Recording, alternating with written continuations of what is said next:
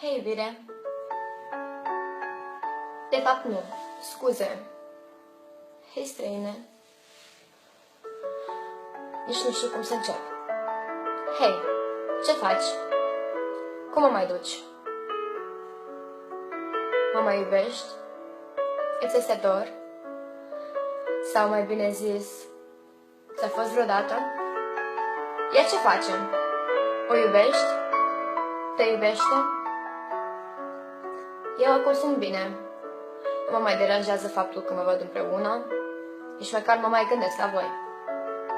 Deși ea mi-a luat totul, nu-i părpică. E frumoasă, e ceva nou pentru tine. Și știu că îți place să te aventurezi. Da, am plecat de lângă tine, știu, dar niciodată nu voi regreta acest lucru. Știi de ce? Pentru că mi-era greu când te priveam în ochi și tot ceea ce vedeam era imaginea ei, nu reflecția mea. Pentru că de fiecare dată când erai trist, eu nu-ți puteam readuce zâmbetul pe chip.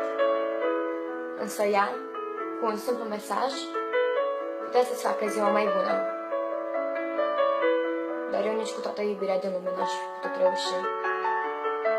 Să te fac să râzi, să zâmbești, să mă iubești. Pentru că atunci când o vedeai, zâmbeai și erai euforic. Deci pe mine, nici de mână nu mă țineai. Pentru că de fiecare dată când mă sărutai pe mine, numai la ea ți era gândul. De aceea am plecat și nu m-am mai întors.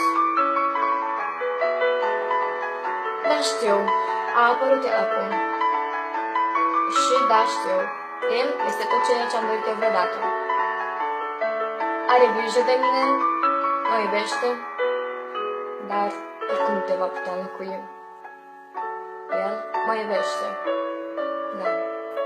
Așa cum eu te iubesc pe tine și tu o iubești pe ea. Ce poveste, nu? Tot ceea ce îmi doresc acum este ca tu să fii fericit alături de ea și să nu o lași niciodată să simtă prezența unei alte fete.